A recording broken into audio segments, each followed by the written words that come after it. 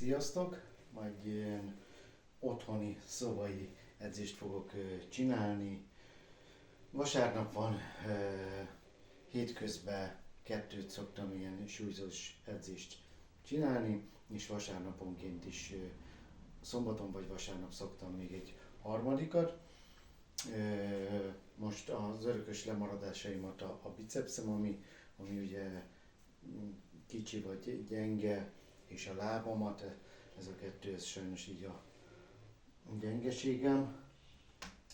Ezeket érdemes többször így megedzeni. Most itt bent a szobában fogok egy ilyen kétkezes súlyzót használni.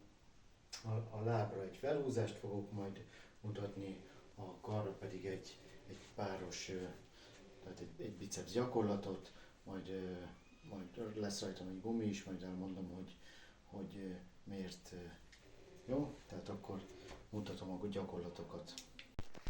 Jó, tehát az első gyakorlat az egy biceps gyakorlat, egy páros biceps gyakorlat. Használok az egy ilyen olcsó, mondhatni egy kis gagyi könyökvédőt, egy ilyen gumisat, de nagyon sokat tud segíteni a ízületek, ugye belül is tud fájni, kívül is. Hát nekem mindenhol is szokott már. Tehát magamhoz veszem a súlyt, a kar végig a testhez szorítva van, és akkor teljes mozgástartományban dolgozom. A végén majdnem teljesen kieresztve a kéz, de ugye minimálisan hajlított marad.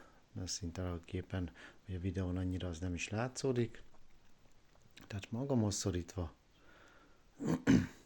és teljes mozgástartományban dolgoztatom meg, hogy ha egy kis növekedésre, vagy legalábbis ha nem fejlődik vissza. Jó, nem használok túl nagy súlyt, hanem inkább nagyobb ismétlésszámot végzek. Egész sokat tud segíteni ez a gumi. Aztán a következő a lábra, ugye, amit mondtam, most egy felhúzást csinálok, tehát közel van, a lábfejem közepénél van a rúd, és akkor felhúzom végig, szinte súrolja a lábamat, a fej egy ilyen semleges tartásban van, tehát mint a gerincemnek a meghosszabbítása. Mutatom oldalról is, vagy előről. Jó, az fejtartása fontos, és hogy végig súrolja a lábadat, hogy ne terheljük túl a derekunkat, mert ugye most nem az a cél. Jó, aztán pedig nagy súlynál, aki tud nagy súlya dolgozik, annak ajánlom ezt a fordító fogást.